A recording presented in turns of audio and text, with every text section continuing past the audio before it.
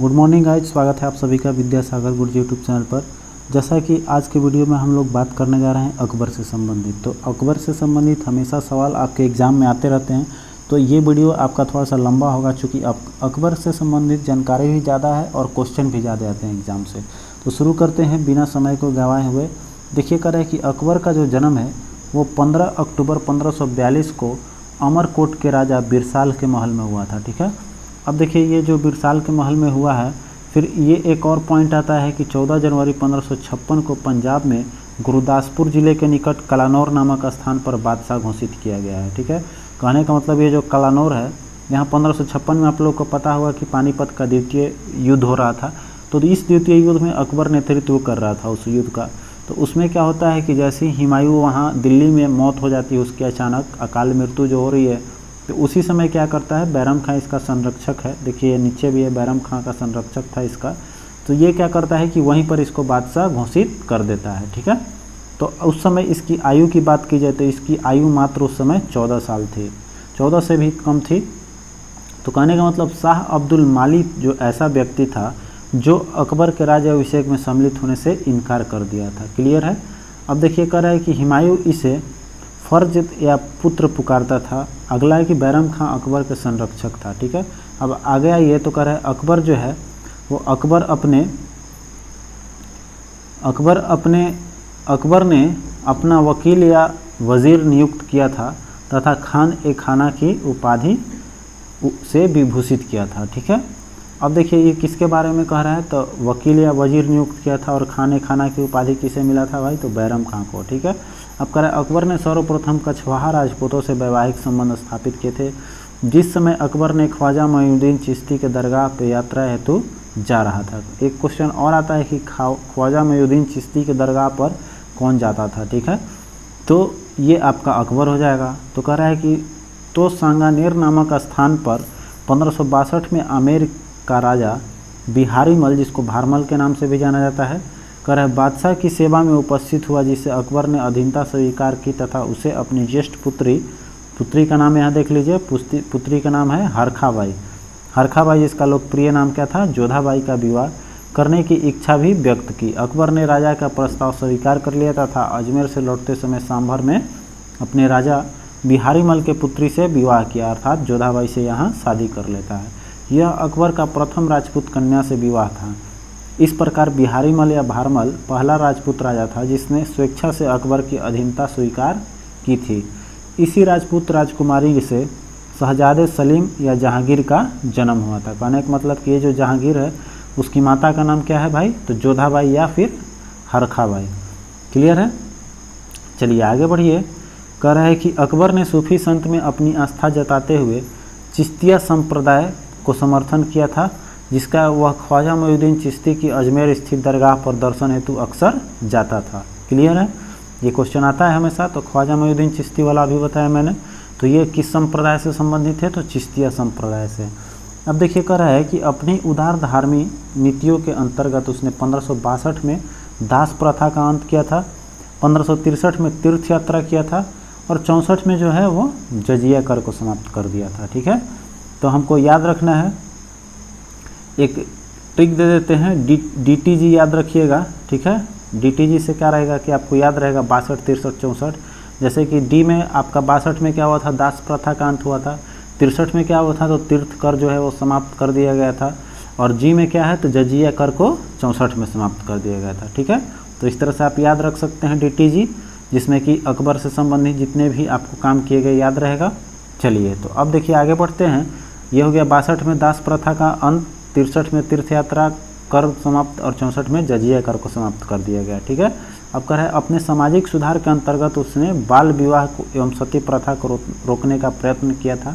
यह आज्ञा दी थी कि आदमी को एक ही स्त्री से विवाह करना चाहिए और वह तभी दूसरा विवाह कर सकता है जब उसकी पहली पत्नी बंध्या हो। ठीक है, तो इस पे भी ध्यान देते हुए आगे बढ़ते हैं। कह रहा है कि महम अंगा के पुत्र अधम खां जो था 1562 में अकबर ने स्वयं मारा था, क्योंकि उसने अकबर के प्रधानमंत्री अतंगा खां की हत्या कर दी थी। ठीक है, कहने का मतलब अधम खां का हत्या वध किसने किया था आपका, तो ये अकबर ने किया था। ठीक है, अब देखिए कह रहे दुर्गावती गोंडवाना के हिंदू राज्य के योग्य शासिका थी। ठीक है, ये ध्यान देना है, ये जो है दुर्गावती आता है कि अकबर जो किसने या आता है कि कहाँ की राजकुमारी से युद्ध हुआ था, तो ये आपको याद रखना है कि अकबर ने दुर्गावती का जो दुर्गावती राजकुमारी थी जो आपका गोंडवाना की थी।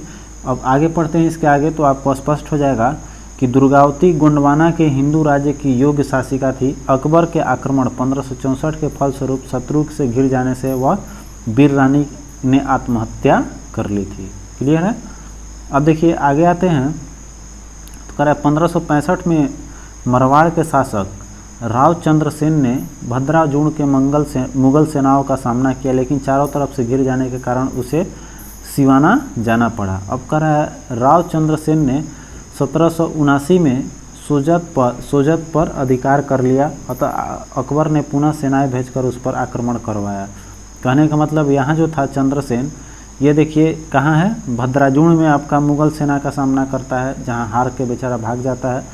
फिर आगे देखिए चंद्रसेन फिर आक्रमण करता है 1579 में, जो कि सोजत पे अधिकार भी कर लेता है, लेकिन बाद में फिर इसको अकबर द्वारा वहाँ से भी हटा दिया जाता है। ठीक है, तो अब चलते हैं आगे। तो करें लेकिन वहाँ पहाड़ी क्षेत्रों में चला गया और 1581 में उसकी मृत्यु हो जाती है, अर्थात राव चंद्रसेन की मृत्यु 1581 में हो गई। अब देखिए कर है कि हल्दी घाटी युद्ध के पीछे अकबर का मुख्य उद्देश्य राणा प्रताप को अपने अधीन लाना था। कहने का मतलब हल्दी घाटी का जो 1576 में युद्ध होता है उसका मुख्य उद्देश्य क्या था, तो राणा प्रताप को अपने अधीन में लाना। अब कर अकबर ने अप्रैल 1576 में मानसिंह के नेतृत्व में 5000 सैनिकों का राणा प्रताप के विरुद्ध भेजा। कहने का मतलब कि उस युद्ध में कितना सैनिक भाग लिए थे आपके, तो 5000। क्लियर है। अब देखिए करें मानसिंह मंडलगढ़ के मार्ग से होता हुआ गोगुंडागढ़ से 14 मील दूर हल्दी घाटी दर्रे के निकट पहुंचा।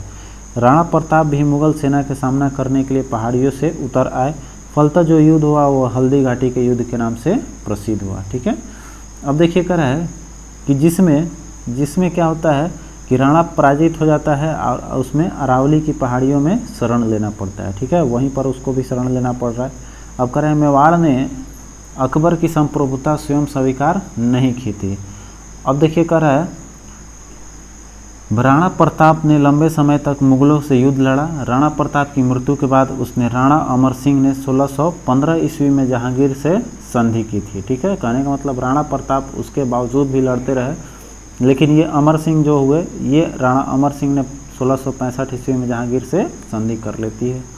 अब कह रहे हैं कि जब शाहजादा सलीम ने विद्रोह कर इलाहाबाद में स्वतंत्र शासक की तरह व्यवहार करना आरंभ कर दिया, तब अकबर ने 1602 में दक्षिण से अपने मित्र अबुल फजल को बुलवाया। ठीक है, 1602 में आता है अबुल फजल, और उसी समय सलीम के इशारे पर ओरछा के बुंदेला सरकार वीर सिंह देव ने मार्ग में अबुल फजल की हत्या कर दे रही है। ठीक है, तो यहाँ आता है क्वेश्चन कि अबुल फजल का मृत्यु जो है, हत्या जो है किसने करता है, तो देखिए यहाँ पर ध्यान देना है कि उसने सलीम, अर्थात सलीम किसका नाम था, तो जहांगीर के इशारे पर ओरछा के बुंदेला सरदार वीर सिंह देव ने उसकी हत्या की थी। ठीक है, अब्दुल फजल की। अब कह रहा है कि अकबर पहला मुस्लिम शासक था जिसने इस बात का अनुभव किया कि मुगल साम्राज्य सुदृढ़ता के लिए भारत का बहुसंख्यक हिंदू जनता के सहयोग प्राप्त करना नितांत आवश्यक है। अब आगे बढ़ते हैं। कह रहे उसने हिंदू मुस्लिम समुदायों को राष्ट्रीय एकता के सूत्र में बांधने का प्रयास किया था। तो ये आता है कि राष्ट्रीय एकता को हिंदू मुस्लिम में बांधने का कौन सा मुगल शासक प्रयास किया था, तो अकबर। अब चलते हैं आगे। मुगल शासन व्यवस्था को स्थापित करने का श्रेय अकबर को ही जाता है। मतलब कहने का मतलब मुगल शासन व्यवस्था है उसमें सबसे ज़्यादा श्रेय किसका है, तो अकबर का। अब करें उसने केंद्रीय शासन व्यवस्था तथा बादशाह के पद और अधिकारियों एवं कर्तव्यों की व्याख्या, उसका प्रांतीय शासन, उसकी लगान व्यवस्था, उसकी मुद्रा व्यवस्था, उसका मनसबदारी व्यवस्था आदि सभी को उसने समय में सफलता प्राप्त हुई और वह उसके उत्तराधिकारियों के लिए आधार स्वरूप बनी। क्लियर हो गया। अब देखिए करें अकबर एक महान शासक था जिसका साम्राज्य अफगानिस्तान से लेकर, इसका साम्राज्य का विस्तार देख लीजिए, ये आपका अफगानिस्तान से लेकर गोदावरी नदी के किनारे तक विस्तृत था। वह एक धर्मनिरपेक्ष शासक था, संपूर्ण सत्ता उसी में निहित थी, अतः वह प्रशा के फ्रेडरिक महान और इंग्लैंड की रानी एलिजाबेथ की तरह प्रबुद्ध निरंकुश शासक कहा जाता है, जिसके शासनकाल में कानून की दृष्टि में सभी समान थे। अब चलिए आगे बढ़ते हैं। तो कह रहे हैं अकबर के शासनकाल में पुनर्गठित केंद्रीय प्रशासन के अंतर्गत मीर बख्शी मुख्यतः सैन्य विभाग का प्रमुख था। उसका कार्य सैनिकों का वेतन और सैनिक संगठन से संबंधित था। अकबर ने 1573 ईस्वी में घोड़ों को दागने की प्रथा का पुनः प्रचलन किया था। कहने का मतलब घोड़े के दागने का प्रचलन आपका 1573 में किसके द्वारा पुनः प्रारंभ किया गया था? तो अकबर द्वारा। अब देखिए आगे चलते हैं। यहाँ एक चीज़ और हम लोग को ध्यान देना है, मीर बख्शी आता है हमेशा सैन्य विभाग का प्रमुख कौन था? तो आपका मीर बख्शी। क्लियर है। अब आगे बढ़ते हैं। कह रहा है जिससे सेनापति अपने घोड़े ना बदल सके अथवा एक घोड़े को 2 बार न प्रस्तुत कर सके, वो पहचान हो जाता था कि ये जो दागने की प्रथा थी। अब देखिए 1574-75 की बात की जाए तो अकबर ने मनसबदारी व्यवस्था के आधार पर सैनिक संगठित किया था। तो कहने का मतलब जो मनसबदारी प्रथा है वो किससे संबंधित है भाई? ये चीज़ ध्यान देना है। तो आपका मनसबदारी प्रथा सैनिक का संगठन से। ठीक है। अब देखिए मनसब का जो अर्थ होता है उसका अर्थ है श्रेणी या पद। ठीक है। मनसब का मतलब होता है श्रेणी या पद, तथा मनसबदार का अर्थ है उस अधिकारी से तथा जिसे शाही सेना में एक पद या श्रेणी प्राप्त थी। अकबर का मनसबदारी व्यवस्था दशमलव प्रणाली पर आधारित थी। ये क्वेश्चन आता है आपका कि जो अकबर द्वारा मनसबदारी व्यवस्था या प्रथा लागू की गई थी उसका किस प्रणाली पर आधारित था? तो ये दशमलव प्रणाली पर। ठीक है। अब आगे चलिए। कह रहे दीवान शब्द फारसी भाषा का एक शब्द है और खलीफा उमर के काल में मुसलमानों में से अपनाया था। वे इसका प्रयोग खजाना विभाग के लिए करते थे। अकबर के शासनकाल में 90वें वर्ष से लेकर 30वें वर्ष तक दीवान पद मुजफ्फर खां तुर्बती, कहने का मतलब अकबर के शासनकाल में अधिकांशतः मुजफ्फर खां तुर्बती आपका राजा टोडरमल एवं ख्वाजा शाह मंसूर के हाथों में आता जाता रहा। कहने का मतलब ये तीनों में आपका कभी ये तो कभी ये रहा। फिर करा दीवान आर्थिक मामलों एवं राजस्व का सर्वोच्च अधिकारी होता था। तो यहाँ एक चीज़ ध्यान देना हम लोग को कि जो दीवान होता था वो आपका आर्थिक मामलों का सर्वोच्च पदाधिकारी होता था, आर्थिक और राजस्व का। ठीक है। अब आगे देखिए कह रहा है कि मुगल मनसबदारी प्रणाली मध्य एशिया या मंगोलिया से ली गई थी। कहाँ से लिया गया था मुगलों का मनसबदारी प्रणाली? अर्थात अकबर का जो था ये आपका मध्य एशिया का है, मंगोलिया का। इस प्रकार सैन्य विभाजन चंगेज खां के नेतृत्व में मंगोल सेना में किया गया था। कहने का मतलब उस समय सैन्य विभाजन जो था उसका नेतृत्व किसने किया था? तो चंगेज खां ने। अब आगे चलते हैं। तो कह रहे हैं मुगल बादशाह अकबर ने मनसबदारी व्यवस्था अपने शासनकाल में 11वें वर्ष में प्रारंभ किया था। कहने का मतलब उसके शासनकाल कब पूर्ता है? तो 1566 से लेकर 67 में प्रारंभ करता है कौन? मनसबदारी प्रथा। याद रखना है। अब चलिए आगे बढ़ते हैं। तो कह रहा है कि मनसब प्राप्त करता 3 भागों में विभक्त था। ठीक है। 3 भाग में कौन कौन था? तो आपका एक था 10 से 500 तक के मनसबदार, फिर था आपका 500 से 2500 और फिर था 2500 से ऊपर जिसको कहा जाता था अमीर आजम। इसके अलावा जात और सवार की दृष्टि से भी 3 श्रेणियों में बांटा गया था। अब कह रहा है अकबर का शासनकाल में भू राजस्व वसूली के लिए जाप्ती प्रणाली का प्रचलन हुआ, जो भूमि सर्वेक्षण भू राजस्व निर्धारण के लिए दस्तूर उल अमल तथा जाप्ती खसरे की तैयारी पर आधारित थी। अब आइए टोडरमल से संबंधित थोड़ा सा जानकारी ले लें। तो कह रहा है कि टोडरमल ने भू राजस्व के क्षेत्र में ख्याति अर्जित की थी। अकबर ने अपने शासन के 24वें वर्ष, ठीक है, 24वें वर्ष 1580 में आईने दहसाला, जिसका आपका टोडरमल बंदोबस्त नाम नई कर प्रणाली को शुरू किया गया था। तो ये आता है कि आईने दहसाला जो है वो कब हुआ था? 1580 में। और ये जो है इसके कहने का मतलब ये जो है प्रणाली को शुरू करके मुगलकालीन व्यवस्था को अस्थायी स्वरूप में किया गया था। तो ये किसके द्वारा प्रारंभ किया गया? तो अकबर द्वारा। ठीक है। अब आइए आगे देखते हैं। तो करें इस प्रणाली का वास्तविक प्रेरणता आपका टोडरमल था। कहने का मतलब जो आईने दहसाला था इसका प्रेरणता अर्थात प्रेरणा देने वाला कौन था? तो टोडरमल था। इसी कारण इसे टोडरमल बंदोबस्त भी कहा जाता है, जैसे कि यहाँ नाम से ही देख सकते हैं। अब देखिए आगे चलते हैं। तो कह रहा है कि उस समय टोडरमल अर्थ मंत्री था। कहने का मतलब उस समय आर्थिक मामलों का देखरेख कौन करता था आपका, तो टोडरमल। और कह रहा है कि और उसका मुख्य सहायक ख्वाजा शाह मंसूर था। ठीक है, इसी प्रणाली के अंतर्गत अलग अलग फसलों के पिछले 10 वर्ष के उत्पादन और उस समय के उनके प्रचलित मूल्यों का औसत निकालकर उस औसत का 1/3 हिस्सा राजस्व के रूप में वसूली किया जाता था। ठीक है, कितना भाई, तो 1/3 हिस्सा। क्लियर है। अब देखिए कह रहा है कि अकबर कालीन भू राजस्व व्यवस्था की 10 पद्धति को बंदोबस्त व्यवस्था के नाम से भी जाना जाता है। क्लियर है। अब देखिए आगे बढ़ेंगे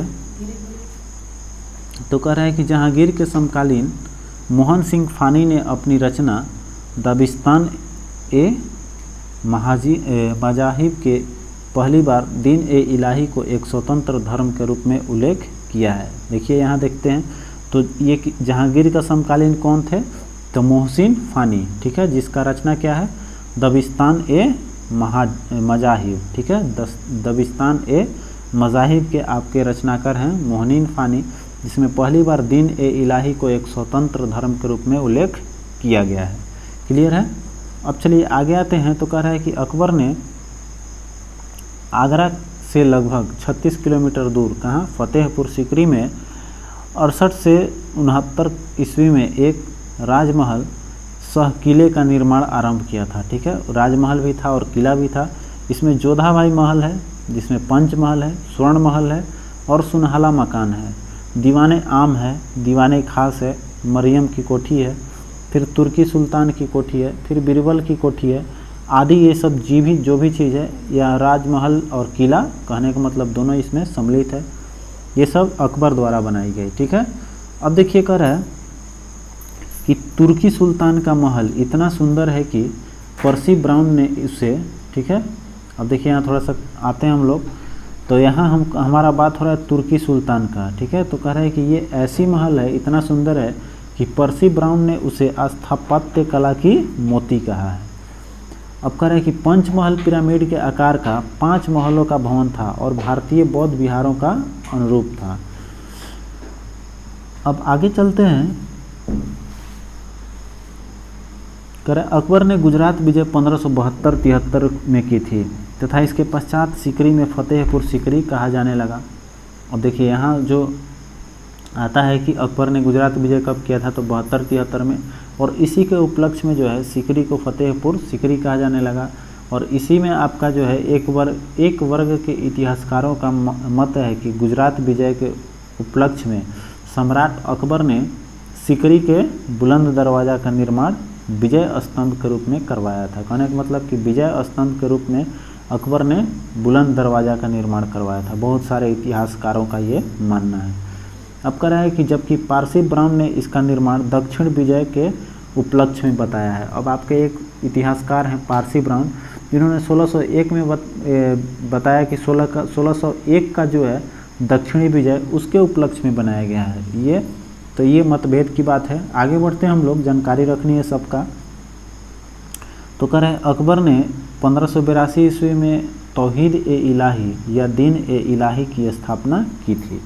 इसके अंतर्गत क्या था कि अकबर ने सभी धर्मों के मूल्य सिद्धांतों को सम्मिलित कर इसे सर्वमान्य बनाने का प्रयास किया था। किसमें, दीन ए इलाही में, जिसको हम लोग तौहीद ए इलाही भी कहते हैं। तो दीन ए इलाही वास्तव में सूफी, आते हैं थोड़ा सा ऊपर ले चलते हैं, कह रहे हैं कि जो वास्तव में सूफी सर्वेश्वरवाद पर आधारित एक विचार पद्धति था। इस नवीन संप्रदाय का प्रधान पुरोहित अब्दुल फजल थे। कहने का मतलब जो दीन इलाही था उसके प्रधान पुरोहित कौन थे, अब्दुल फजल। हिंदुओं ने केवल बीरबल, जिसका आपका ये मूल नाम था महेश दास, बीरबल का मूल नाम कभी कभी आ जाता है महेश दास, आंसर हो जाएगा। तो कह रहे हैं इसे स्वीकार किया था, अर्थात हिंदुओं में केवल बीरबल ही एक ऐसा था जिसने दीन इलाही को स्वीकार किया था। और अकबर का मकबरा जो कह रहा है कि सिकंदरा नामक गांव में स्थित है, जिसे सुल्तान सिकंदर लोदी ने अपने नाम पर बसाया है। ठीक है। अब कह रहा है कि अकबर ने इसका नाम बहिस्ताबाद, किसने, अकबर ने इसका नाम रखा था बहिस्ताबाद रखा था। इसके निर्माण में योजना अकबर ने बनवाई थी, किंतु निर्माण जहांगीर ने 1613 ईस्वी में करवाया था। कहने का मतलब कि यह अधूरा रह गया जिसको जहांगीर ने पूरा कराया। अब कह रहा है यह मकबरा 5 मंजिला है, यह मुकाबला जो यह आपका जो किला है आपका, ये आपका 5 मंजिला है मकबरा। और कह रहे इसकी प्रमुख विशेषता है कि यह गुंबद विहीन है। अब कह रहे कि अकबर ने अपने राज कवि फैजी की अध्यक्षता में एक अनुवाद विभाग की स्थापना की थी। अकबर से आदेश से क्या होता है कि महाभारत के विभिन्न भागों का राजमनामा, ठीक है, ये आता है कि महाभारत को किस नाम से अनुवाद किया गया था। तो इसका देखिए अनुवाद जो है फारसी में अनुवाद किया गया है। ये नकीब खां, बदायूनी तथा फैजी आदि से विभिन्न विद्वानों के सम्मिलित प्रयत्नों से किया गया है। तो ये कब आपको ऑप्शन में ज़्यादातर मिलता है बदायूनी, तो वो भी टिक मार के निकाल सकते हैं, लेकिन सम्मिलित देखिए नकीब खां, बदायूनी तथा फैजी आदि बहुत सारे विद्वान के प्रयास के बाद इसका अनुवाद जो है आपको फारसी भाषा में किया गया है महाभारत, जिसका कि आपको नाम रखा गया है रजमनामा। ठीक है, चलिए आगे देखते हैं।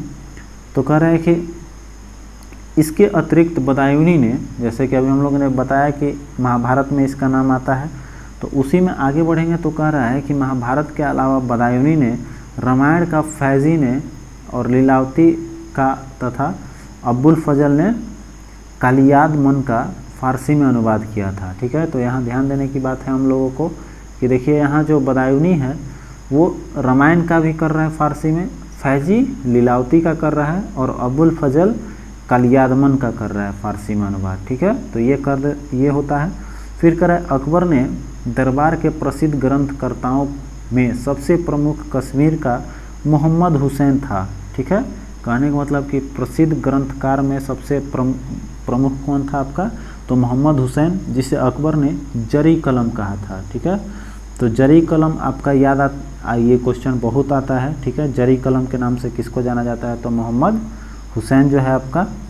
अब कह रहा है कि जरी कलम की उपाधि प्रदान की थी। और एक और देखिए यहाँ पर आता है कि हरि विजय सूरी वह जैन साधु है जो अकबर के दरबार में कुछ वर्षों तक रहा, जिसे जगत गुरु की उपाधि से सम्मानित किया गया है। ठीक है, तो ये भी आता है कि जगत गुरु के नाम से किसे सम्मानित किया गया है, तो ये आपका हो जाएगा जगत गुरु हैं हरि विजय सूरी, ये आपके जैन साधु थे। ये भी क्वेश्चन आ जाता है।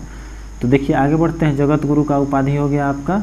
अब चलिए आगे आते हैं। तो कह रहा है कि मुगल दरबार में एक अन्य विद्वान था जिसका नाम था जिन चंद्र सूरी, जिन्हें युग प्रधान की उपाधि दी गई है।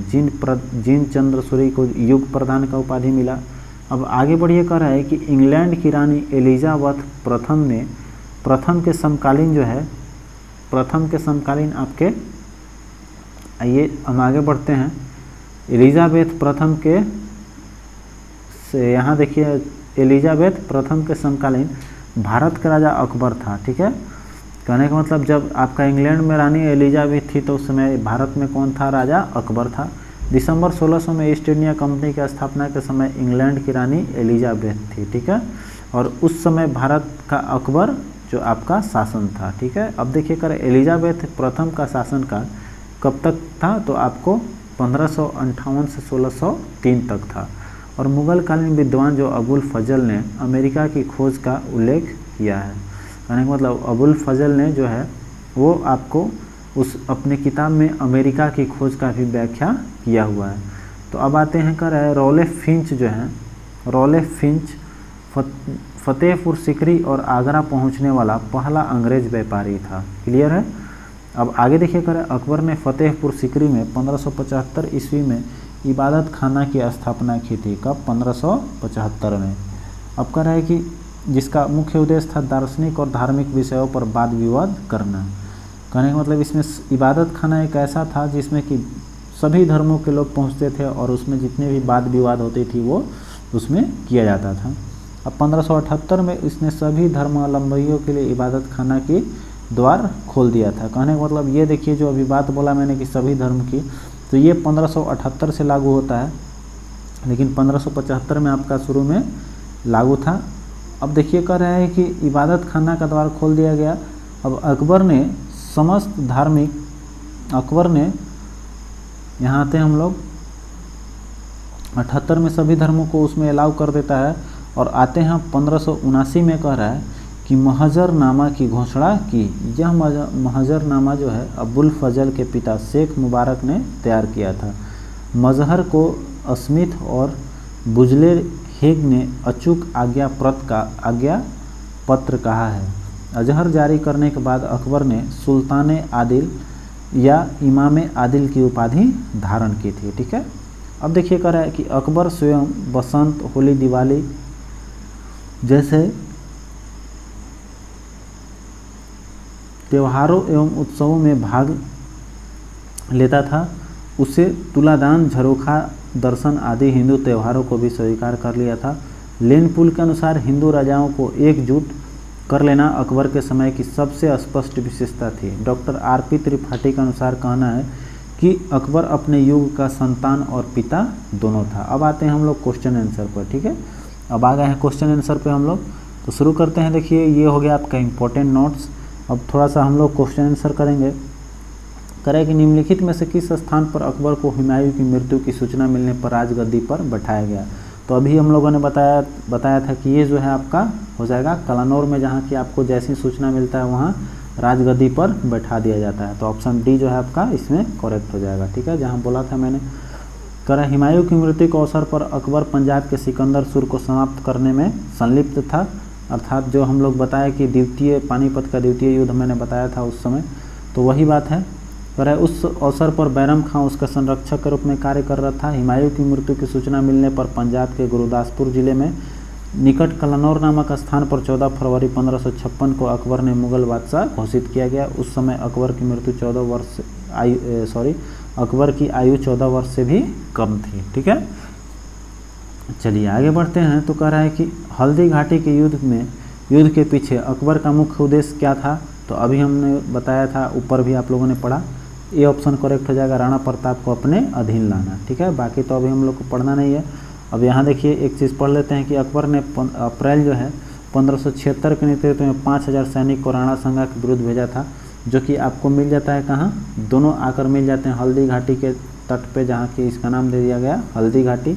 हल्दी घाटी के दर्रा पे आके मिल जा रहे हैं और वहाँ पर युद्ध होता है। तो आपका सामना करने के नाम से वहाँ पड़ जाता है इस युद्ध को हल्दी घाटी का युद्ध के नाम से जाना जाता है, जिसमें कि राणा पराजित हो गया था और अरावली के पहाड़ी में वहाँ पर उसको शरण लेने पड़े थे। ठीक है, चलिए आगे बढ़िए। अब कह रहा है कि हल्दी घाटी का युद्ध कब हुआ था आपका, तो अभी हम लोगों ने पढ़ा 1576, इसका व्याख्या ऊपर जस्ट हुआ है। अब कह रहे हैं हल्दी घाटी के युद्ध में महाराणा प्रताप की सेना का नेतृत्व किसने किया था।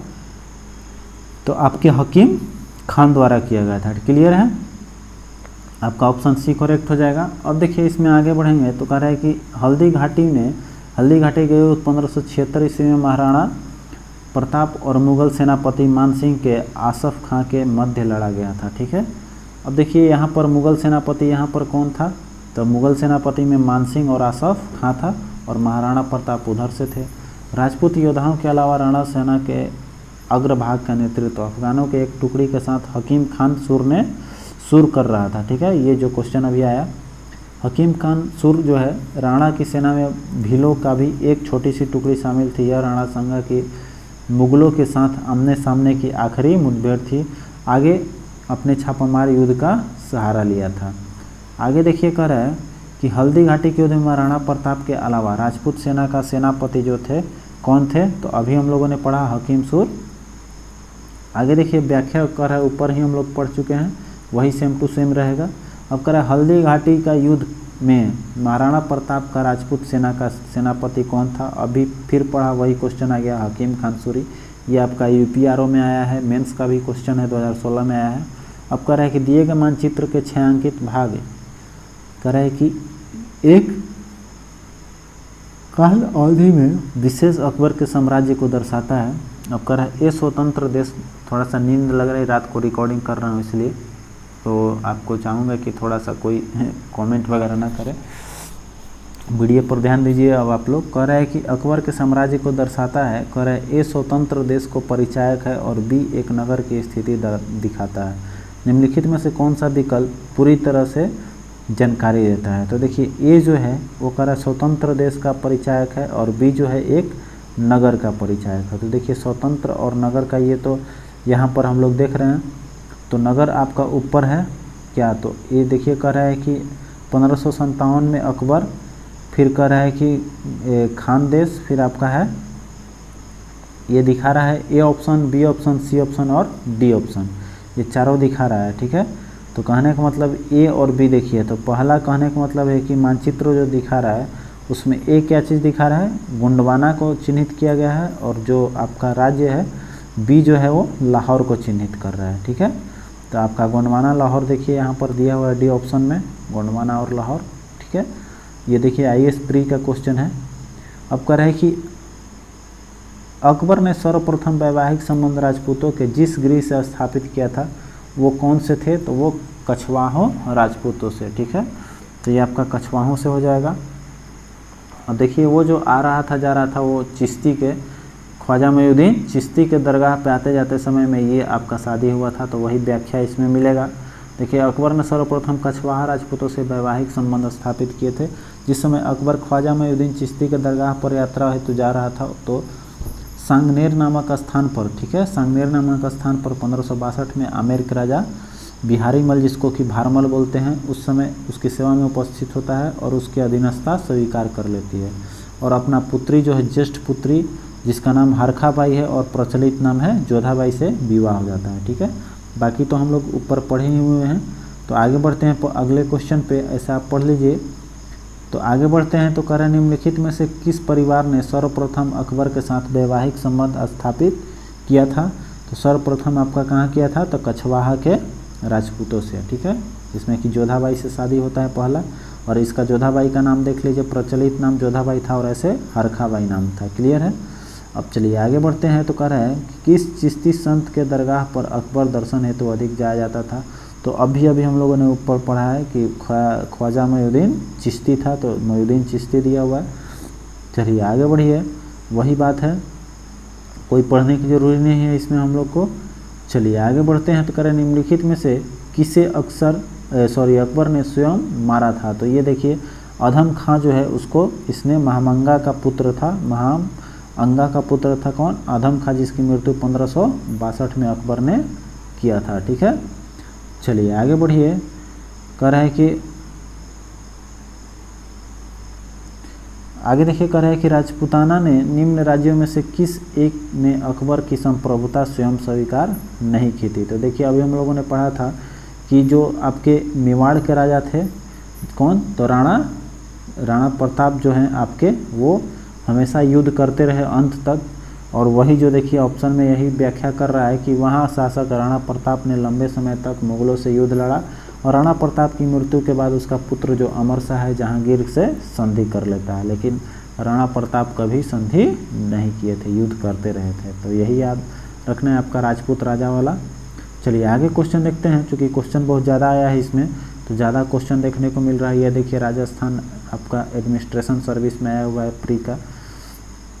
करे किस राजपूत शासक ने मुगलों के विरुद्ध निरंतर स्वतंत्रता संघर्ष जारी रखा और समर्पण नहीं किया, अभी हम लोगों ने पढ़ा भाई मेवाड़ के राजा आपके कौन थे, तो यहाँ देखिए दूसरा ऑप्शन दे दिया है, यहाँ ऑप्शन हो जाएगा आपका मारवाड़ के राव चंद्रसेन, इसके बारे में भी हम लोगों ने पढ़ा था, तो ये हो जाएगा। हमने सोचा कि राणा प्रताप दिया होगा लेकिन ऑप्शन ही नहीं था, तो यहाँ मारवाड़ का एक और राजा थे राव चंद्रसेन। ठीक है, अब देखिए यहाँ व्याख्या पढ़ दिएगा तो आपको याद आ जाएगा, ऊपर हम लोगों ने पढ़ा था कि जो आपका 1565 में मारवाड़ के शासक रावचंद्र सेन ने भादरा जोड़ के मुगल सेनाओं का सामना किया था, लेकिन चारों तरफ से घिर जाने के कारण उनकी सिवाना जाना पड़ा था और मुगल सेना ने उसे ढूंढने के लिए अनेक प्रयास किए।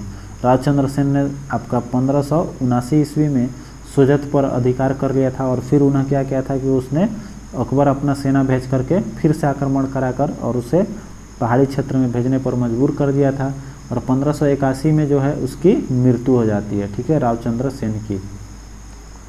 कह रहे हैं महाराणा प्रताप की भांति है उसने मुगलों से निरंतर संघर्ष किया, ये चीज़ आ गया कि महाराणा प्रताप ऑप्शन में नहीं रहेगा तो आपका रावचंद्र सेन हो जाएगा। क्लियर है।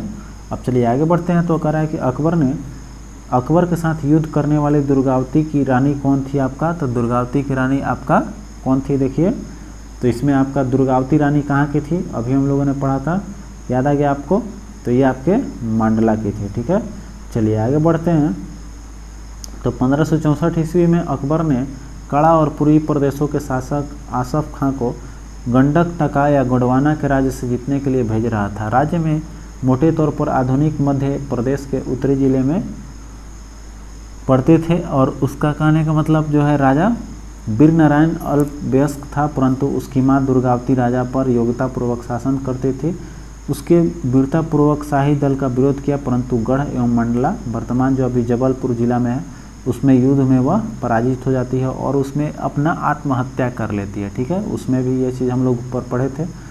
तो चलिए आगे बढ़ते हैं। 15 नंबर का है अबुल फजल की मृत्यु इनमें से किसके कारण हुई थी। तो देखिए अभी हम लोगों ने पढ़ा था कि शाहजादा सलीम, इसके कहने पर मृत्यु कराया गया था। तो इसमें ऑप्शन यही पूछ रहा है कि मृत्यु किसके कारण होती। तो शाहजादा सलीम अर्थात ये जो जहांगीर आपके बाद में हो रहे हैं, सलीम के द्वारा, सलीम के कहने पर उसकी मृत्यु होती है। ठीक है, तो देखिए यहाँ पर दिया हुआ है, जब शाहजादा सलीम ने विद्रोह कर इलाहाबाद में स्वतंत्र शासक की तरह व्यवहार करना आरंभ कर दिया था, तब अकबर ने 1602 ईस्वी में दक्षिण में अपने मित्र अब्दुल फजल को बुलवाया था।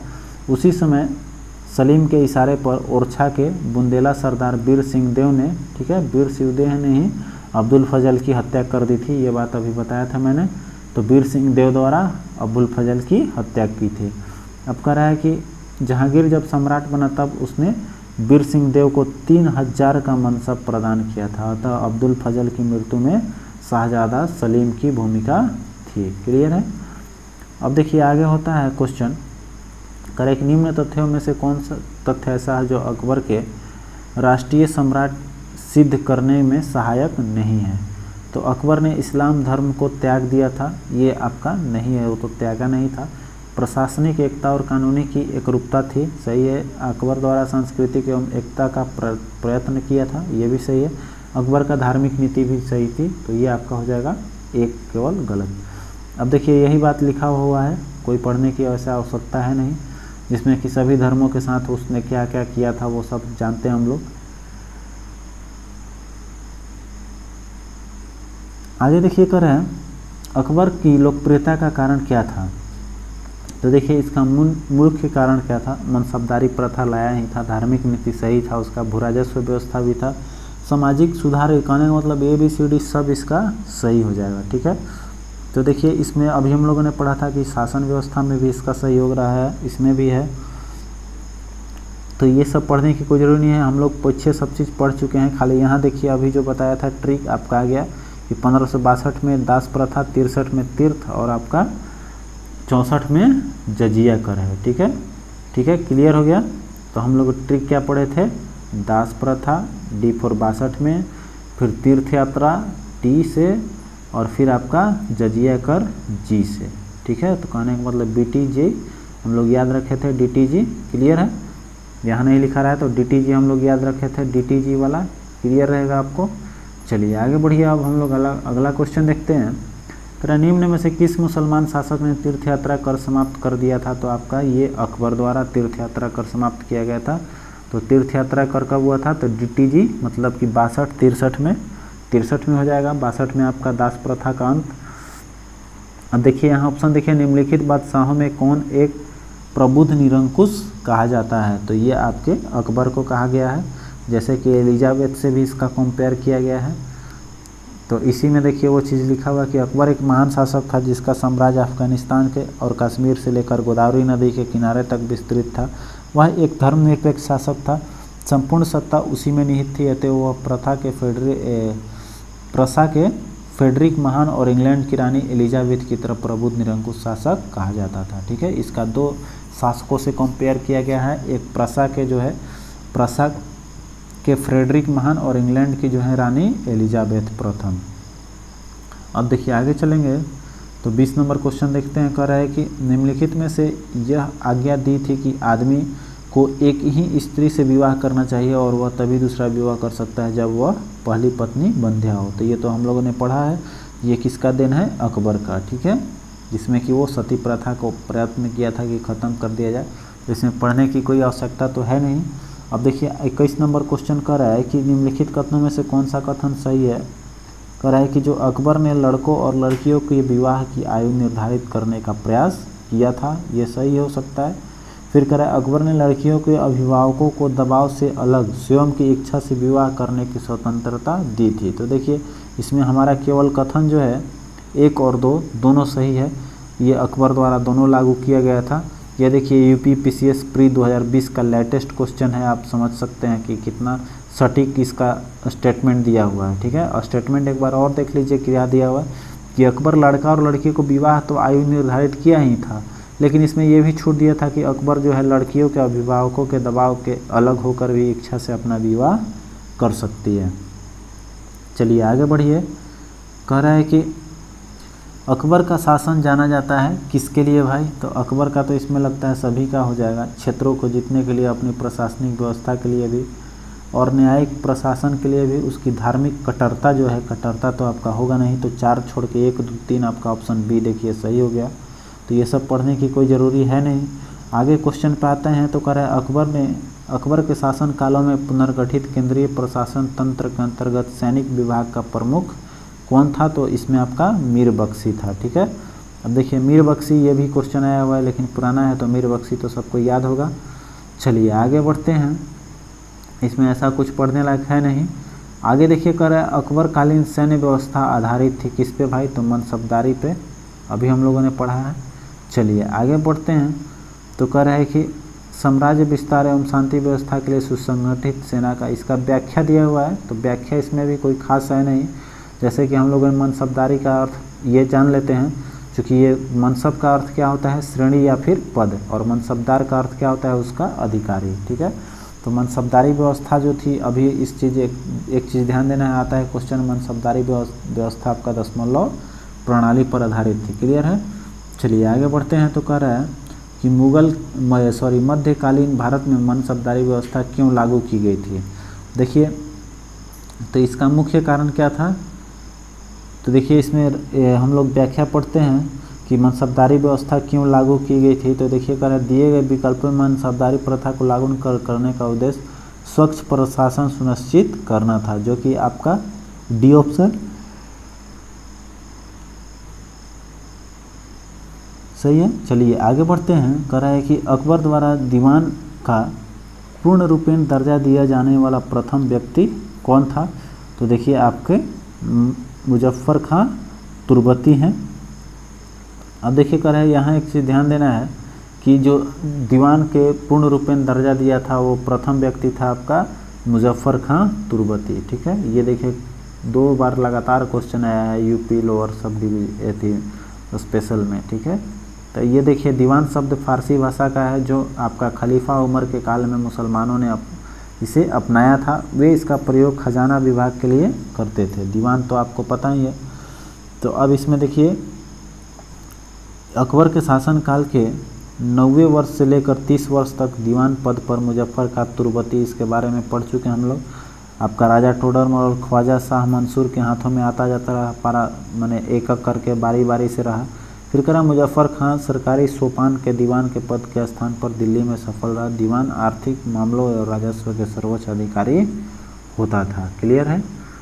अब देखिए कह रहा है अगला कि अकबर ने जिस मनसबदारी प्रणाली को लागू किया वह किस देश से प्रचलित या प्रणाली के उधार ली गई थी, तो ये मंगोलिया का है, आपका एशिया का, मध्य एशिया का मंगोलिया का है। अभी हम लोगों ने पढ़ा था, देखिए मध्य एशिया का मंगोलिया से लिया गया है, और तो इसमें कोई चीज़ पढ़ना नहीं है। हाँ, एक चीज़ है कि इस प्रकार का जो सैन्य विभाजन था वो चंगेज खां के नेतृत्व में सेना में ऐसा किया गया था। ठीक है, अब देखिए आगे बढ़ते हैं तो कह रहा है अकबर के काल में हर दास घुड़सवार सैनिकों के लिए मनसबदारों में 20 घोड़े का रख रखाव करना पड़ता था। ये देखिए फिर कह रहा है कि घोड़ों को यात्रा में आराम देना होता था और युद्ध के समय उससे बदलना आवश्यक होता था। तो ये तो दोनों कथन आपका भाई सही है और व्याख्या भी कर रहा है। तो इस तरह से हम लोग जो है आपका देखिए ए और बी दोनों हो जाएगा और इसका सही व्याख्या भी हो जाएगा। तो आपका आंसर ए जो है वो करेक्ट हो जाएगा। ठीक है, तो ये हमारा इसमें सही मानेंगे। चलिए आगे बढ़ते हैं तो कह रहा है कि देखिए अकबर के काल में हर घुड़सवार सैनिकों के लिए तो 20 घोड़ा रखना था हर मनसबदारों को, और इसका मूल कारण यह था कि लंबी यात्रा के दौरान घोड़ों को आराम देना आवश्यक था और युद्ध में उन्हें बदलने की आवश्यकता भी पड़ती थी। इस प्रकार से दोनों सही है। अब देखिए कह रहा है जब्ती प्रणाली किसकी उपज है, तो जब्ती प्रणाली जो है वो आपके अकबर का है। ठीक है, अकबर के भू राजस्व वसूली के लिए जब्ती प्रणाली का प्रचलन हुआ, जो भूमि सर्वेक्षण, भू राजस्व निर्धारण के लिए दस्तूर उल अमल तथा जब्ती खेसरे के तैयारी पर आधारित थी। ठीक है, अब कह रहा है कि साम्राज्य के अधिकतर भूभाग में यही प्रणाली प्रचलित था। कौन सा, तो आपका जाप्ती प्रणाली। क्लियर है। चलिए आगे आते हैं, जाप्ती प्रणाली को ध्यान देना है। अब कह रहा है कि टोडरमल ने किस क्षेत्र में ख्याति अर्जित की थी, तो ये आपके भू राजस्व में किया था। इन्हीं के नाम पे आपका आईने 10 साल का नाम टोडरमल बंदोबस्त भी रखा गया था। ठीक है, जो कि आपका आता है कि आईने 10 साल का स्थापना कब हुआ था, तो 1580 में। बाकी तो और कुछ पढ़ने के लिए है नहीं, आप सब ने पीछे ऊपर पढ़ लिया है। चलिए आगे पढ़ते हैं। तो कह रहा है इनमें से किस कर व्यवस्था को बंदोबस्त व्यवस्था के नाम से भी जाना जाता है, तो देखिए इसमें जो आपका है 10 साला, अभी हम लोगों ने ऊपर पढ़ा कि 10 साला जो है वो उसको बंदोबस्त व्यवस्था के भी नाम से जाना जाता है। ठीक है, चलिए आगे देखिए कह रहा है कि अकबर कालीन भू राजस्व व्यवस्था की 10 साला पद्धति को बंदोबस्त व्यवस्था के नाम से भी जाना जाता है। अब देखिए कह रहा है टोडरमल किससे संबंधित है, तो ये देखिए आपका भू राजस्व या फिर मलगुजारी भी हम लोग जिसको बोलते हैं उससे संबंधित है आपका। अब देखिए कह रहा है कि अकबर द्वारा भू राजस्व व्यवस्था में पुनर्निर्धारण है, तो 1570-71 में मुजफ्फर खां तुर्बती और राजा टोडरमल के अर्थ मंत्री के पद पर नियुक्त किया गया था, जिसमें राजा टोडरमल ने अलग अलग फसलों पर नकद के रूप में वसूल किए जाने वाली लगान राशि का 1571 से 80 के मध्य में 10 वर्षों का औसत निकालकर उस औसत का 1/3 भू राजस्व के रूप में निश्चित किया था, जिसे 10 साला मालगुजारी व्यवस्था कहा गया। आईने 10 साला व्यवस्था को टोडरमल बंदोबस्त भी कहा जाता है। ये सब पढ़ चुके हैं हम लोग। चलिए इसमें स्टेटमेंट है, अब पढ़ते हैं। करा स्टेटमेंट देखिए, चूँकि इस वीडियो में थोड़ा सा कट रहा है, उसका मैंने निदान निकाल लिया है। अगला 1-2 वीडियो के बाद मैं आपको पूरे स्क्रीन का वीडियो आपके मोबाइल पे या लैपटॉप पे दिखाई देगी, उसका भी जुगाड़ मैंने कर दिया है। तो इधर थोड़ा सा कट रहा होगा स्क्रीन, इसके लिए थोड़ा सा खेद है। अगले 2-3 वीडियो में इसको सब ठीक कर दिया जाएगा सिस्टम। तो आते हैं अब क्वेश्चन पे। देखिए क्वेश्चन करा है कि मुगल सम्राट अकबर ने संबंधित कथनों पर विचार कीजिए तथा सही उत्तर चुनिए। तो पहले कथन देखते हैं हम लोग। तो कह रहा है कि तानसेन रामबली पांडे का मुगल सम्राट अकबर द्वारा प्रदान पदवी थी। तो देखिए रामबली पांडे जो है तानसेन रामबली पांडे को मिला था। तो ये देखिए यहाँ पर रामबली पांडे जो है ये इनका मूल नाम था कि नहीं, पहले तो ये देख लेते हैं। तो इसमें देखिए कौन सा दे रहा है, केवल 3 सही है, वो तो गलत हो जाएगा क्योंकि हमें लगा इनका नाम जो तानसेन का था उसका था रामतनु पंडित था, तो ये रामबली पांडे तो होगा नहीं। अब कह रहा है कि अकबर का विवाह राजा मानसिंह की बहन के साथ हुआ था, तो राजा मानसिंह के बहन नहीं थी। चलिए आगे बढ़ते हैं। कह रहा है अब्दुल फजल जो है वो आईने अकबरी के लेखक थे। तो अबुल फजल आईने अकबरी के लेखक आपके सही है, केवल यही सही है। अब कह रहा है राजा टोडरमल अकबर की सेना का प्रधान सेनापति था। नहीं, ये तो भू राजस्व से और आर्थिक से संबंधित है, तो आपका केवल 3 सही हो जाएगा। ठीक है, अब देखिए आगे चलते हैं। अगला क्वेश्चन देखिए कह रहा है कि बाकी तो ये सब वही व्याख्या है, कोई पढ़ने की ज़रूरी है नहीं। आगे देखिए ऐसे आप पढ़ लीजिए, चूँकि उसमें बहुत सारा देखिए आ गया। तानसेन का मूल नाम क्या था, रामतनु पांडे था, और तानसेन का उपाधि आपको ग्वालियर या रीवा के राजा ने दिया था उसको। ठीक है, अब देखिए कह रहे हैं कि अकबर ने तानसेन को मियाँ की उपाधि दी थी। तानसेन को अकबर ने किसका क्या चीज़ उपाधि दिया था, मियाँ का दिया था। अब कह रहा राजा मानसिंह की बहन मानबाई जो था वह शाह बेगम का विवाह सलीम से हुआ था, ना कि अकबर से। चलिए आगे अब देखते हैं। कह रहा है कि आईने अकबरी ने लेखक अब्दुल फजल, आईने अकबरी के लेखक कौन है आपके, अबुल फजल जो सही है। और अगला देखिए टोडरमल जो है वो वित्त मंत्री था, अर्थात वो पैसे के लेन देन से संबंधित था, ना कि सेनापति था। चलिए आगे देखिए। अब कह रहा है 34 नंबर क्वेश्चन देखिए। कह रहा है भू राजस्व प्रशासन के क्षेत्र में शेरशाह एवं अकबर के मध्य निम्नलिखित में से कौन सा नैर्तन्य की कड़ी थी। तो ये टोडरमल था, जिसमें कि दोनों के काम शासनकाल में काम किया था, जिसमें काफ़ी नाम भी कमाया है। शेरशाह ने भी नाम कमाया है और अकबर ने भी इस क्षेत्र में नाम कमाया। तो अब कह रहा है अकबर के काल में भू राजस्व व्यवस्था की एक प्रसिद्ध नीति आईने 10 साला पद्धति किसके द्वारा निर्मित की गई थी। तो आपके आईने 10 साला टोडरमल के द्वारा स्थापित किया गया। सी ऑप्शन देखिए करेक्ट है।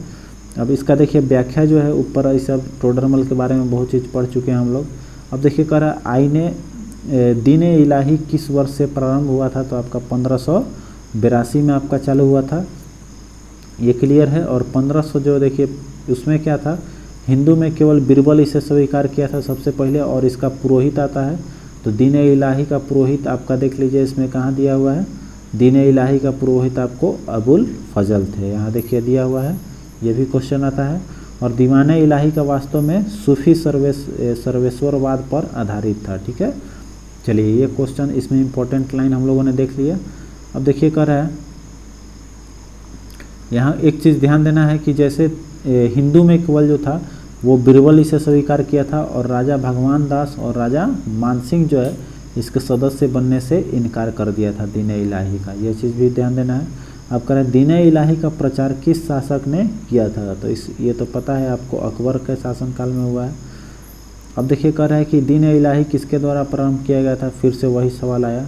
फिर कह रहे हैं किस इतिहासकार ने दीन इलाही को एक धर्म कहा था, तो देखिए इसमें दीन इलाही को धर्म अकबर ने कहा था, तो दीन इलाही हालांकि कोई धर्म था ही नहीं, इसमें सभी धर्म का आपको आना जाना हो गया था। तो कहने का मतलब है कि दीन इलाही जो है आपका कोई धर्म नहीं था, तो इसमें हो जाएगा आपका डी, अपितु एक सूफी मत था जिसके नियम सर्वधर्म समन्वय पर आधारित थे। आगे चलिए चलते हैं हम लोग। कह रहा है कि इबादत खाने का निर्माण किसके द्वारा किया गया था, तो आपके अकबर के द्वारा हुआ था, ठीक है। अब देखिए इबादत खाना के बारे में हम लोग जान लेते हैं क्या था। तो इबादत खाना में क्या होता था कि धार्मिक विचार विमर्श होता था, ठीक है। और इसे देखिए 1578 ईस्वी में क्या हुआ था कि इबादत खाना का द्वार सभी धर्मों के लिए खोल दिया गया था उसका, ठीक है। 1575 में हुआ था फतेहपुर सीकरी में इबादत खाना का निर्माण, ये भी ध्यान देना है। और 1579 में जो है मजहरनामा जारी करवाया गया था, और इसका जो है इसका 5 उलेमानों या इस्लामी धर्मविदों का हस्ताक्षर थे। मजहर को स्मिथ और बुजले ने अचूक आज्ञा पत्र कहा है, ठीक है। चलिए आगे बढ़ते हैं। तो कह रहा है कि सुल्तान आदिल या इमाल ए आदिल की उपाधि धारण की थी अकबर ने, ठीक है। अब स्मिथ महोदय कहा था कि दीन इलाही अकबर का मूर्खता का स्मारक है, किसने, स्मिथ ने, और उसकी बुद्धिमत्ता का नहीं। अब देखिए आगे बढ़ते हैं। तो कह रहे हैं फतेहपुर सीकरी का इबादत खाना क्या है, तो अभी हम लोग इबादत खाना के बारे में पढ़े हैं कि जहाँ पर विचार विमर्श होता था सब धर्मों का। तो देखिए इसमें ऑप्शन देखिए, मस्जिद है, निजी प्रार्थना था, धर्मों के विभिन्न धर्मों का आपका देखिए ऑप्शन सी है, वह भवन जिसमें विभिन्न धर्मों के विद्वानों के साथ अकबर चर्चा करता था, वो था आपका इबादत खाना, सी करेक्ट दे रहा है। ऊपर हम लोग व्याख्या देख लिए हैं। आगे कह रहा है कि निम्नलिखित इमारतों में से कौन सी इमारत शान फतेहपुर कही जाती है, तो ये देखिए आपका जो जामा मस्जिद है, ये देखिए जामा मस्जिद के बारे में थोड़ा सा व्याख्या पढ़ लेते हैं। कह रहा है कि सम्राट अकबर द्वारा बसाए गए शहर Fatehpur Sikri city of victory द्वारा 1986 में यूनेस्को को विश्व धरोहर सूची में शामिल किया गया, किसको, फतेहपुर सीकरी को 1986 में। अब कह रहा है कि उत्तर प्रदेश के स्थित फतेहपुर सीकरी 1571 से 85 तक मुगल साम्राज्य का राजधानी था, और फतेहपुर सीकरी में मुगल वास्तुकला का स्मारक जैसे क्या क्या है भाई, फतेहपुर सीकरी में बहुत आपको जामा मस्जिद प्रसिद्ध है, बुलंद दरवाज़ा प्रसिद्ध है, पंचमहल प्रसिद्ध है, शेख सलीम चिश्ती का मकबरा भी आपका फतेहपुर सीकरी में है। तो ये आपका इम्पोर्टेंट चीज़ है जो आपको फतेहपुर सीकरी में मिलेगा। यहाँ स्थित जो जामा मस्जिद है उसको शान ए फतेहपुर कहा गया है, जैसे फतेहपुर सीकरी का जो शान है वो जामा मस्जिद है। अब देखिए कह रहा है इसको शान ए सीकरी के नाम से भी जाना जाता है, ठीक है। जैसे फतेहपुर सीकरी है तो फतेहपुर कोई शान फतेहपुर को कहता है और कोई शान सीकरी कहता है, ठीक है। अब कह रहा है कि कौन सा स्मारक फतेहपुर सीकरी में नहीं है, तो अभी देखिए हम लोगों ने सब चीज़ पढ़ लिया है, आपका पंचमहल है ही, तो अकबरी आपका देखिए जो ये स्वर्ण महल नज़र आ रहा है ये चीज़ आपका है, लेकिन अकबरी महल जो है ये आपका नहीं है। तो इसको व्याख्या हम लोग बड़े अच्छे से पढ़ लेते हैं।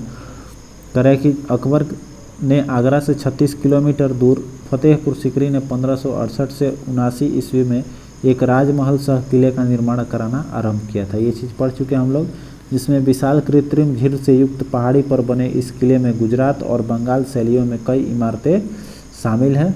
इसमें जोधाबाई का महल है, पंच महल है, मरियम महल है जिसको कि देखिए स्वर्ण महल कहा जाता है। क्लियर है, मरियम महल को ही स्वर्ण महल कहा जाता है। अब कह रहा है कि दीवाने आम, दीवाने खास, बीरबल कोठी आदि ये सब आपके इसी में निर्मित हैं।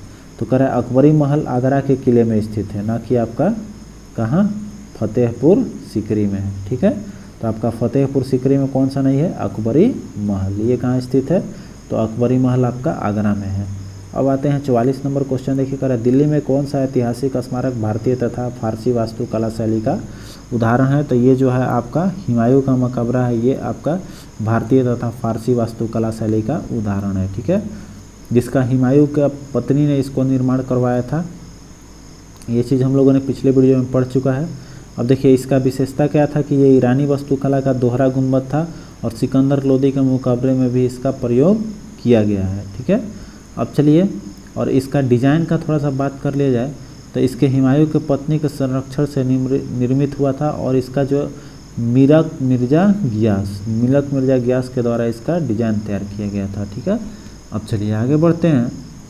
देखिए नेक्स्ट क्वेश्चन पे आइए 45 कर रहा है कि सुलह ए कुल का सिद्धांत किसके द्वारा प्रतिपादित किया गया था। तो सुलह ए कुल आपका जो है वो अकबर का है। चलिए आगे बढ़ते हैं। देखिए इसको पढ़ लीजिएगा, थोड़ा सा क्वेश्चन बहुत ज़्यादा है इसमें, 45 क्वेश्चन है। अभी हम लोग आधे क्वेश्चन पे ही हैं तो समय भी आपका 1 घंटा का पहुंचने वाला है, जल्दी जल्दी से हम लोग खींचते हैं। तो कह रहे अकबर द्वारा अपनाई गई सुलह ए कुल जिसको सार्वभौम शांति तथा भाईचारा की अवधारणा निम्नलिखित में से किस पर आधारित थी। तो आपके उपयुक्त सभी राजनीतिक धार्मिक और उदारवादी संस्कृति के भी आपके थी। आगे देखिए कह रहे हैं किस मुगल बादशाह के विरुद्ध जौनपुर से फतवा जारी हुआ था। तो ये अकबर के समय में हुआ था। 1580 ईस्वी में जौनपुर ने एक धर्म गुरु या काजी जिसका था तो मुल्ला अहमद यजदी था, जो मुसलमानों ने अकबर के विरुद्ध विद्रोह करने के लिए एक फतवा जारी किया था। अब देखिए कह रहा है कि कथन और कारण है। कह रहा है कि अकबर ने 1602 में फतेहपुर सीकरी में बुलंद दरवाज़ा बनवाया था। यह निर्माण अकबर ने अपने पुत्र जहांगीर के जन्म की खुशी में मनाया था। तो ये तो गलत है आपका।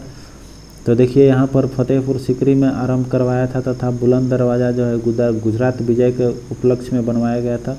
कोई कहता है कि उसका जो है दक्षिण विजय के रूप में भी बनाया गया है। तो इतिहासकारों का उसका एक अलग बात है, लेकिन ज़्यादातर इतिहासकारों का मानना है कि ये जो बनाया गया है वो गुजरात विजय के उपलक्ष्य में बनाया गया बुलंद दरवाज़ा। ठीक है, अब देखिए गुजरात विजय का हो गया बात। आगे बढ़ते हैं। तो कह रहा है कि निम्न में से किसका निर्माण अकबर ने करवाया था। तो देखिए बुलंद दरवाज़ा है जिसका निर्माण करवाया था, ऊपर इसका व्याख्या देख चुके हैं। आगे देखिए कर निम्न में से किस मुगल सम्राट ने शिक्षा संबंधी सुधार किए थे। तो अकबर ने किया था। अनपढ़ भी आता है कि सबसे कम पढ़ा लिखा आपका मुगल शासक कौन था। तो अकबर ही था। और सबसे देखिए कम था लेकिन शिक्षा संबंधी सुधार सबसे अधिक किया था आपका अकबर ने ही। चलिए आगे देखिए कह रहा है, तो इसको पढ़ने का तो ज़्यादा ज़रूरी नहीं है, आप चाहें तो थोड़ा वीडियो पॉज करके पढ़ सकते हैं। अब देखिए आगे बढ़ते हैं अगले क्वेश्चन पे। कह रहा है कि अकबर द्वारा बनाए गए श्रेष्ठ इमारतें पाई जाती है। समय देखिए काफ़ी बढ़ रहा है इसलिए थोड़ा जल्दी तेज़ी से चल रहे हैं हम लोग। तो बनाई गई श्रेष्ठ इमारतें पाई जाती है सबसे ज़्यादा कहाँ है आपका फतेहपुर सीकरी में। फतेहपुर सीकरी में क्या क्या बना हुआ है ये सब हम लोगों ने पढ़ चुका है। पंच महल, खास महल, तुर्की सुल्तान की कोठी, हवा महल, मरियम की कोठी जिसको सोना का महल भी कहा गया है, सोना महल, बीरबल की कोठी, ये सब है। आगे देखिए कर रहा है अकबर द्वारा बनाई गई कौन सी इमारत का नक्शा बौद्ध विहार की तरह है। तो ये आपका पंच महल जो है अभी पढ़ चुके हैं इसको हम लोग। चलिए पंच महल देखिए फतेहपुर सीकरी में अनेक भवन है, वही चीज़ फिर से आया जिसमें कि आपका पंच महल से संबंधित है, आप पढ़ लीजिएगा। अब कह रहा है कि फतेहपुर सीकरी में बादशाह अकबर ने निर्मित कराया था। तो फतेहपुर सीकरी में ये जो है आपका पंचमहल है, ऊपर इसका पंचमहल से संबंधित व्याख्या पढ़ लिए हैं। चलिए आगे पढ़ते हैं। तो कह रहा है कि जहांगीर महल स्थित है कहाँ पर भाई। तो ये आपका आगरा में है। जहाँ आगरा के किला अकबरी शैली का सर्वप्रथम उदाहरण है। यह अकबर का महान द्वारा निर्मित सुप्रसिद्ध किला है। इसका निर्माण अकबर के प्रधान कारीगर कासिम खां की देखरेख में हुआ था। तो इसको भी आप लोग पढ़ लीजिएगा। हम लोग क्वेश्चन आंसर फटाफट लगाते हुए चलते हैं। व्याख्या आप लोग को दे दूंगा, वहाँ पॉज करके वीडियो को पढ़ लीजिएगा पूरे अच्छी तरह से। अकबर का मकबरा कहाँ पर स्थित है भाई? तो अकबर का आपका सिकंदरा में है। चलिए आगे बढ़ते हैं, सिकंदरा में है। आगे देखिए तो कह रहा है कि सिकंदरा नामक गांव में स्थित है। यहाँ पर बाकी आप पढ़ लीजिए। अकबर ने इसका नाम जो रखा था वो बहसीताबाद रखा था, और ये आपका 1603 में इसका पूरा निर्माण करवाया था, और ये जो है 5 मंजिला है और इसके ऊपर कोई भी गुंबद नहीं है। ठीक है, ये चीज़ हम लोगों ने पढ़ा है। चलिए आगे चलते हैं। तो कह रहा है कि निम्नलिखित में से किस किले का निर्माण अकबर के राज्यकाल में नहीं कराया गया? तो देखिए ये जो दिल्ली का लाल किला है वो नहीं हुआ है, राज्यकाल में नहीं करवाया गया था। इसका निर्माण शाहजहाँ के शासनकाल में कराया गया था। यह चतुर्भुजाकार लाल बलुआ पत्थर से निर्मित होने के कारण लाल किले का नाम से प्रसिद्ध है। आगरा का किला, इलाहाबाद का किला और लाहौर का किला ये अकबर के शासनकाल में बना है।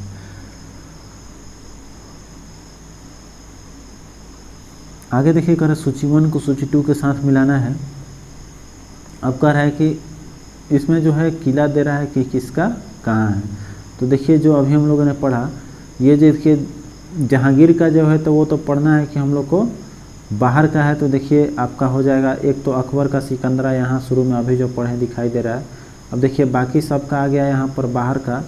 तो यहाँ बाहर देखिए आपका वो मिलेगा आगरा में किसका, देखिए तो बाबर का जो है वो तो एकदम चला जाता है। जहांगीर मतलब कि बाहर, गिर मतलब बाहर याद रखेंगे, तो ये आपका काबुल हो जाएगा, और बाबर का लाहौर हो जाएगा, और इसका हो जाएगा आपका बचेगा जहांगीर का काबुल। तो इस तरह से मिल जाएगा। देखिए ऑप्शन आपका हो जाएगा, ऑप्शन में आ जाएगा 3 4 1 2, कहने का मतलब इधर से आ जाएगा आपका 1 2, इधर से आपका 1 2 हो जाएगा।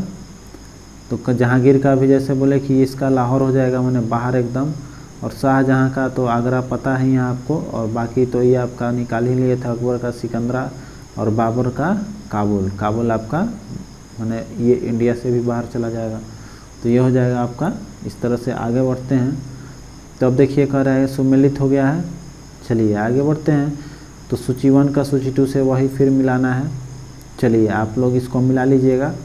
आगे देखिए जैसे कि यहाँ पर है बाबर का काबुल में है, हुमायूं का दिल्ली में, अकबर का सिकंदरा और जहांगीर का लाहौर, ये तो पढ़ चुके हैं ऊपर में भी। अब देखिए कह रहा है अकबर के काल में महाभारत की फारसी में अनुवाद का निर्देशन जो है किसके निर्देशन में हुआ था? महाभारत का फारसी में अनुवाद, तो ये आपका फैजी का। ठीक है, अब देखिए आगे बढ़ते हैं। तो बाकी ये सब आप पढ़ लीजिएगा। ठीक है, अब चलिए आगे बढ़ते हैं। वीडियो को पॉज करके आप पढ़ लीजिएगा। व्याख्या क्वेश्चन ज़्यादा है, 1 घंटा का समय बीत चुका है, तो वीडियो को जल्दी से आगे की ओर लेकर बढ़ते हैं। तो कह रहा है महाभारत का फारसी में अनुवाद किया गया था किसके द्वारा? तो अभी बताया था कि बदायूनी ऑप्शन में आता है, तो उसको लगाएंगे हम लोग। अब अब्दुल कादिर बदायूनी। चलिए हो गया। अब महाभारत का फारसी में अनुवाद फिर से वही आ गया।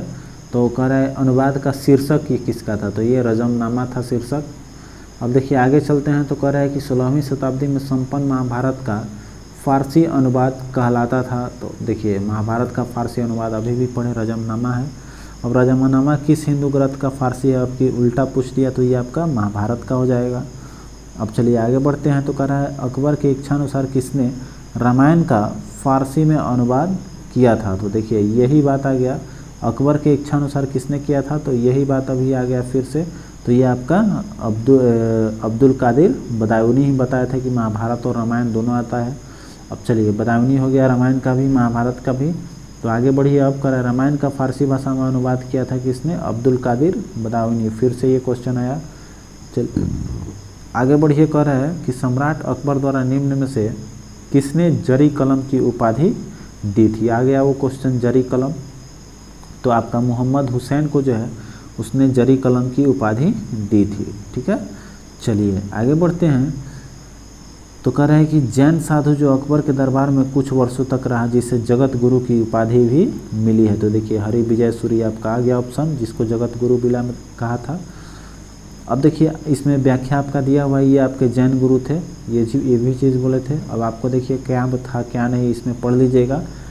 अब देखिए इसमें कह रहा है कि जिन चंद्र सूरी भी रहते थे मुगल दरबार में, एक अन्य विद्वान थे जिन्हें युग प्रधान की उपाधि दी गई थी। ये भी क्वेश्चन देखिए आता है कभी कभी कि युग प्रधान की उपाधि किसको दिया गया था, तो ये आपका जिन चंद्र था और विजय चंद्र सूरी जगत गुरु, और ये जो युग प्रधान है आपके ये जिन चंद्र सूरी का है। ठीक है, चलिए आगे देखिए कर है वह प्रसिद्ध जैन आचार्य कौन थे जिनको अकबर ने बहुत सम्मानित किया था। तो देखिए यही है हरिविजय सूरी, जिसके बारे में भी जगत गुरु के बारे में बात कर रहे थे हम लोग।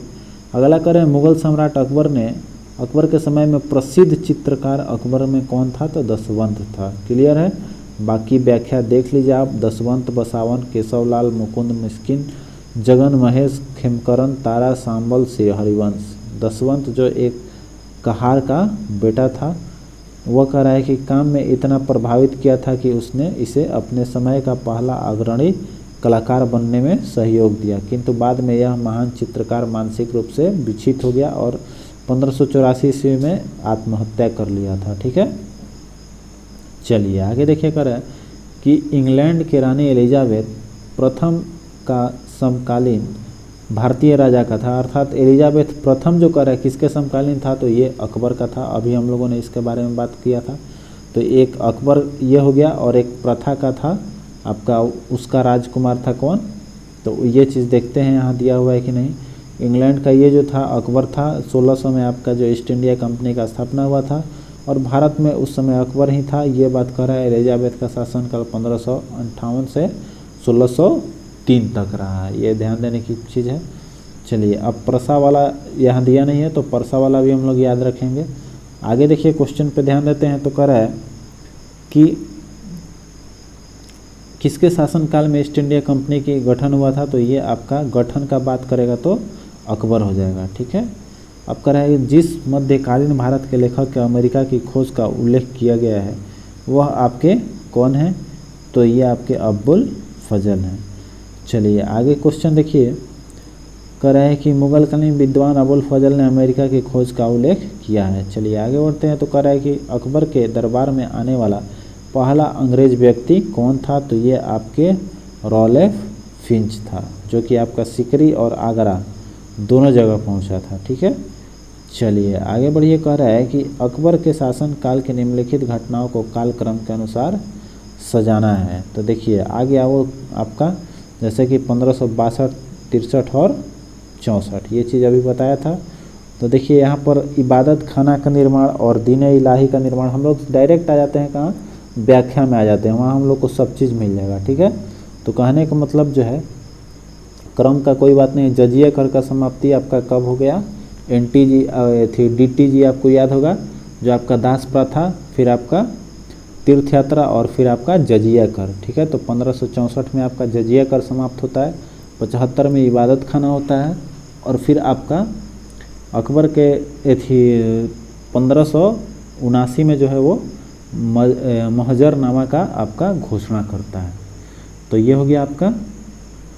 चलिए आगे कह रहा है कि अकबर ने बंगाल तथा बिहार को मुगल साम्राज्य में कब मिलाया था, तो ये आपको 1576 में जो आपका था। ये देखिए कह रहा है कि 1572 में सुलेमान कारा रानी की मृत्यु के बाद उसका पुत्र दाऊद खां गद्दी पर बैठा, और दाऊद खां ने अपने को स्वतंत्र घोषित कर पटना के मुगल किले पर आक्रमण किया। अकबर के मुनीम खां को दाऊद पर आक्रमण करने तथा बिहार को जीतने का आदेश दिया। मुनीम खां ने दाऊद को एक युद्ध में पराजित किया तथा 1574 ईस्वी में बिहार पर मुगलों का आधिपत्य हो गया। पराजित होने के बाद दाऊद बंगाल भाग गया, और फिर 1576 को टोडरमल और मुजफ्फर खां ने हुसैन कुली खां से मिलकर दाऊद को पूर्णतः पराजित किया।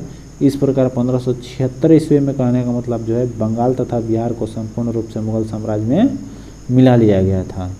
तो देखिए ये क्वेश्चन टोटल 75 क्वेश्चन था आपका, ये ख़त्म होता है। तो मिलते हैं अब अगले वीडियो में। थोड़ा सा वीडियो लॉन्ग हो गया है, इसके लिए आप लोग थोड़ा सा कोऑपरेट कीजिएगा। जो जो छूटा हुआ है उसको मैंने बोल दिया है कि पॉज कर लीजिएगा वीडियो को और देख लीजिएगा। तो अकबर आपका ख़त्म हो गया। अब मिलते हैं अगले टॉपिक में, जो आपका मुगल काल का अगला टॉपिक रहेगा घटना चक्र का, उसको हम लोग लेकर आएंगे। जल्दी से ख़त्म कर लें, चूँकि आने वाला सभी एग्ज़ाम अब बहुत जल्द होने वाली है। ठीक है, तो मिलते हैं अब अगले वीडियो में। तब तक आप अपना ख्याल रखिए और वीडियो कंटेंट आपको मिलती रहेगी।